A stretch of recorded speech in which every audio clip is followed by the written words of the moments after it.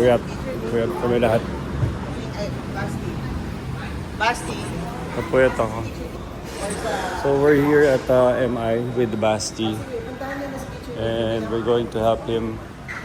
He has a kids can project to talk about why adopt pets and dogs. Di ba, Basti? Hindi kaya. Sana. Where's it? Kwenta mo school mo go.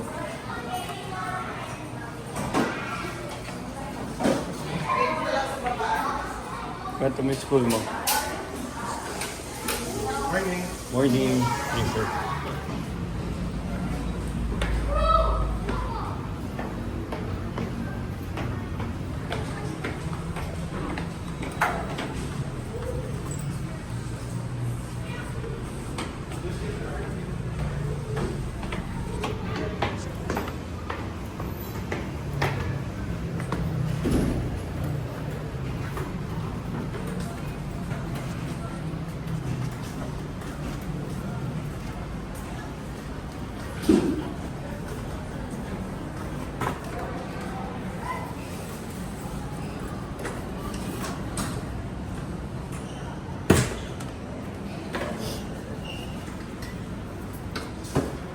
Paano sabihin mo kay teacher ni video?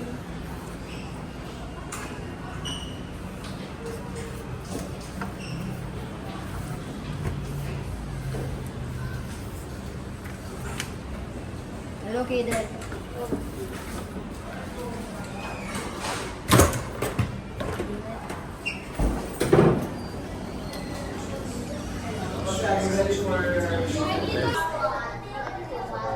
What's going to happen? I'm gonna Basti stock. I'm gonna present Basti stock. Okay. Ayoko yung parang ano kayo. Wait. Format na ng TV eh.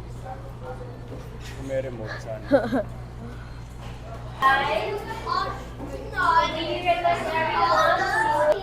Good morning! Okay, so Basti will be sharing with us his Kids Can project, and I hope you also inspired by his Kids Can project. So whenever you're ready, Basti, Basti, go in the middle. Go in the middle a little. Close to the TV. will you be accepting questions? How am I move yung slides? Yes. Yes, okay. How am I gonna move the slides? Forward ka konti. Okay, ako na bahala. Dahil me next. Forward ka, forward. Oh.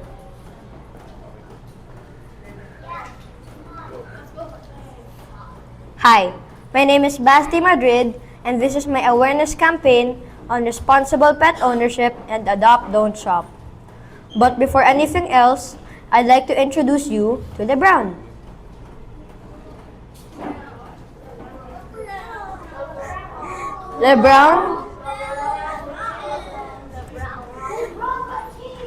LeBron is a 4-month-old brown toy poodle with a liver nose. We bought him from a pet shop last year. He was the cutest, most energetic dog ever. My whole family was in love with him. My siblings and I would take turns feeding him, playing with him, and potty training him. As a 4-month-old puppy, it was important that we get him vaccinated for parvo right away. But he couldn't get one because of a bacterial infection. For 3 weeks, he was not recovering. We thought he would get better because he was still lively and playful. But things got worse when he caught parvo, a deadly and infectious disease in dogs. We had to hospitalize LeBron right away. We prayed for weeks, hoping he would recover so we can bring him back to our home. Sadly, after 5 days of being hospitalized, LeBron passed away. That's why I want to help people learn how to take better care of their pets and encourage them to adopt from shelters instead of buying. Because of this experience, I learned that many pets are bought from stores without knowing if they are healthy or where they came from. Sadly, some come from irresponsible breeders leading to sick pets and heartbroken owners. Next. Lord. down your paper, hindi makita mukha mo nakaharap. Okay. Many pet stores sell animals that are unhealthy and come from irresponsible breeders. People don't always know how to properly take care of their pets, which can lead to health and behavior problems. This issue is important to me because I once experienced buying a pet from a store only to find out he was sick. I realized that many animals suffer because many people don't always know the right way to get or care for pets. That's why I started this campaign. Lower down your paper, nakaharap sa Facebook. My project connects to Sustainable Development Goal 15, Life on Land, which is about protecting animals and making sure they are treated well. So here's my brilliant idea to help solve that problem. Next. I created a simple guide with 5 pet care tips to help owners take better care of their pets. Tip number 1, potty train your dog. Get a specialized pee mat or scented spray that helps your dog know where to pee. This helps them learn faster and prevent accidents. Tip number 2, walk your dog. Take your dog outside to keep them healthy and burn off extra energy. Just make sure both of you are able to have fun and bond. Tip number 3, feed your dog. Feed your dog based on their size and activity level. You can check with your vet to find the right amount. Tip number 4. Wait lang. Train your pet dog. Training teaches your dog good habits and discipline. It basically helps them understand things that they should or shouldn't do. Tip number 5. Schedule vet appointments. Take your dog to get vaccination, health checks, and overall treatments. It makes sure that your dog stays happy and any potential issues can be caught early. I also visited the Philippine Animal Welfare Society, PAWS, where I interviewed volunteers and the education campaign officer, so I can learn more about what they do and why pet adoption is so important. Wait lang.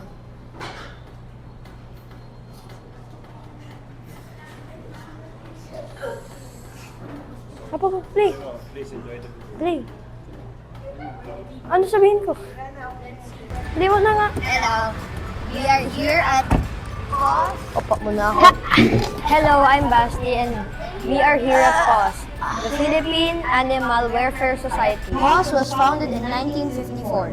This center specializes in lobbying for laws to improve the welfare of animals. In fact, PAWS was the one who lobbied for the Animal Welfare Act, and the Philippines is the first country in Southeast Asia to have an anti-cruelty law for animals. Meet Andy, a student volunteer who loves cats and also loves to share her time with PAWS. She gave us the tour of the center. That is the isolation area, where they keep animals with contagious diseases to be treated before they can join the other animals. And over there is the PAWS Memorial Wall, a fundraising initiative where pet owners pay an annual fee to have their beloved pets memorialized. We are here at the Dog Run 1, where you will find the adoptable dogs. Most of these dogs are rescue dogs. You can see that they have blue colors. That means they are friendly dogs. In this area, dogs that have red colors means that they are not to be touched because they are not comfortable with humans. This is the feline quarantine, where they keep recently rescued cats. These cats are still in quarantine or need to be spayed or neutered. They also have a cattery, where they keep fully grown cats, and a kittenry, where they keep kittens or young cats. These are all adoptable cats. This is the area where they keep the cats with special needs. This is Puggy's Corner. PAWS Pet Tortoise lives here. He's a rescued sulcata. I asked Andy about how often do dogs or cats get adopted. And she said that unfortunately, The number is not consistent. Last month, only 4 dogs were adopted, and typically, the number does not go over 10, which is unfortunate, because whenever a dog gets adopted, they can introduce another dog from the recovery or quarantine to the dog run. After the tour, I was lucky enough to interview Miss Sharon, Boss Education and Campaign Officer. Hello, Miss Sharon. My name is Basti. Hi, Basti. Good afternoon. Why is it important for people to adopt pets instead of buying them from pet stores? Currently, we have 12 million strays in the country. And most of these strays actually came from pet owners who failed to have their pets spayed and neutered and released into the streets. And sadly, they sometimes cause certain diseases like rabies. I'm sure you've heard in the news that there's a lot of rabies cases. So if people would be adopting, there would be more shelters like us who can rescue. So if you have a space at the shelter, so we can take in another animal to rescue. So it would lessen on giving them back. So we've always said that because some parents actually do not allow their kids to have pets, there have been studies that kids who were given pets at a younger age and when they're guided properly, they actually grow up to be more responsible adults. I just realized that there are 12 million stray dogs and cats in the Philippines. And there are just a few pet centers that can take care of them. And the mission can be as big as creation of new centers or as small as adopting, donating, and volunteering to pet centers. So I learned a lot and I hope you did too. Again, this is Basti Madrid reporting from MIIS. I'm not done!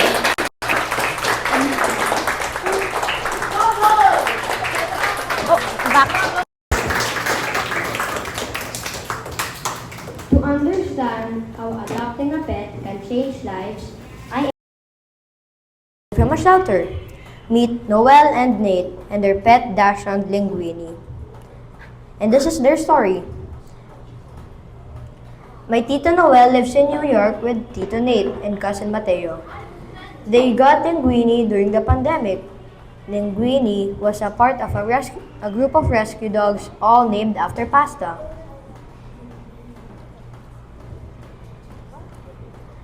What was Linguini like when you first brought him home? And how has he changed since back then? Linguini was a bit shy, freshly sick from his cross-country travel. When we got him, he was also super anxious about being left alone. But he warmed up quickly and adopted a new routine relatively easily. What's your favorite thing about having Linguini as a part of your family?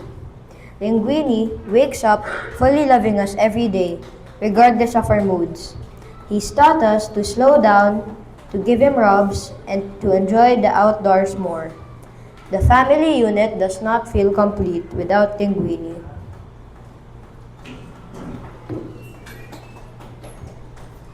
Through this campaign, I hope more people will learn about responsible pet care and choose to adopt instead of shop. Every pet deserves a loving home, and together we can make a difference. But before I end, I'd like to ask you a few questions about what you have learned today. If you answer correctly, you'll get a prize. I'm not done yet. For those who raise your hand, if you want to answer my question.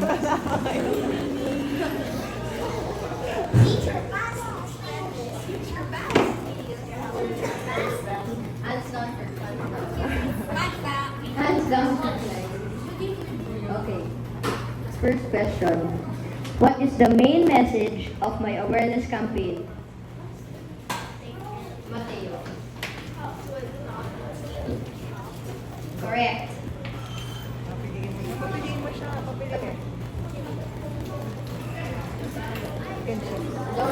Don't show anyone the prize. Okay. Next question. Why is it better to adopt pets from shelters instead of buying from pet stores?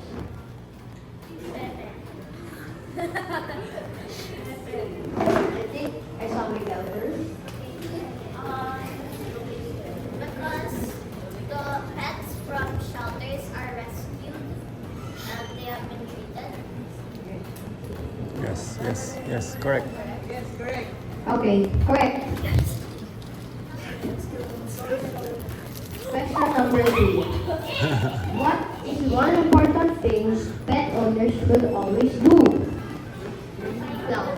Take care of them by feeding them or like feeding them or washing them. Yes, correct.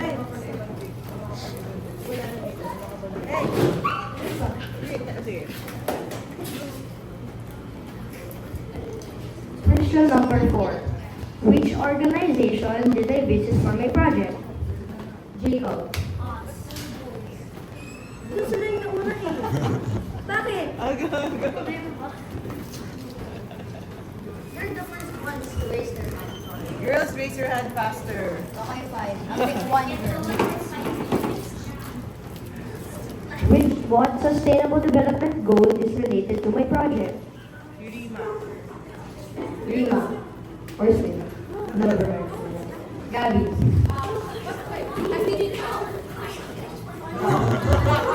Another person. You already answered them. Yes, you did. Valerie. Correct. Here. Come on. That's it. Dalawa pa. You're welcome.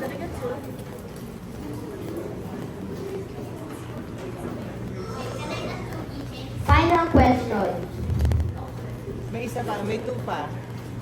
Ako na magbibigay ng last question. What is the slogan we should remember when getting a pet? Gabby. Correct.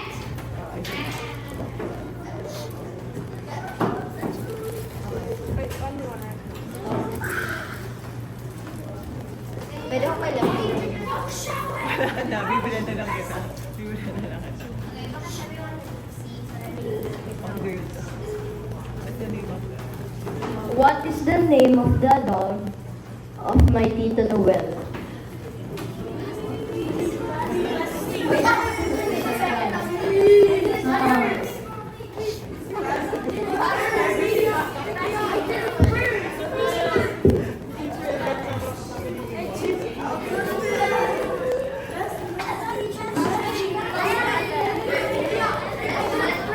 Eldred Presley. Hold on. Give the mic, give the mic, give the mic.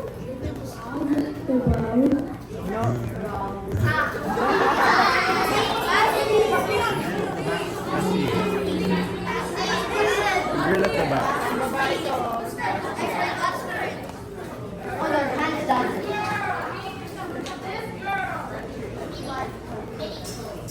Hands up. My turn.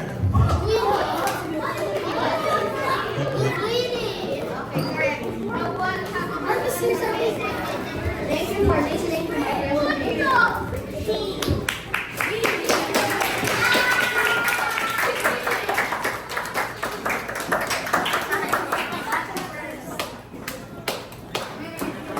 Special question. Mami, ano yung question? I need one. Ano yung question eh? Ikaw, Ian. It's hard for this keychain. Where does Linguini live? You already have one. You too, Pepe.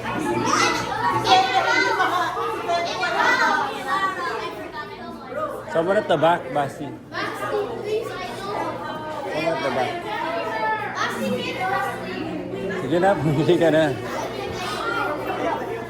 Someone at the back. Who though? Who? Someone at the back. Who do I? Go. Go na, sige. No, no. Remy. Remy. What? Correct.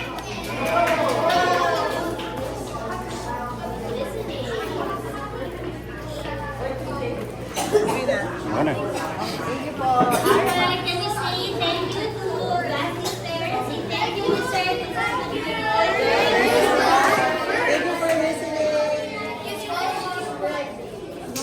Okay, we'd like to thank his parents for supporting him in this project. So thank you again. And say thank you to Basti for this very informative session with him. Say thank you, Basti. Okay, we hope that you learned a lot from this MIIS project, not only his advocacy about pets, but also I hope throughout the process, okay, did you see the flow of his project? Okay, that's how we want it to be for your MIIS project. So, thank you, Basti, for setting that standard for the grade 5 kids. So let's give him a round of applause. You guys are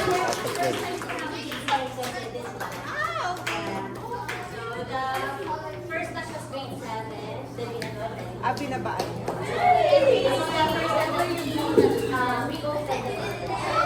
Okay, so you know already what to do with your projects. I hope you get inspired also by Basti's project. So thank you. Alright, thank you, ma'am. Thank you, sir. Alright, so grade 5 kindly stay behind. We will smile.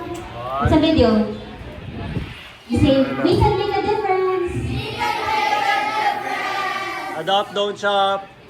Say adopt, don't shop. Bye. Bye, Basti. Bye-bye. Alright.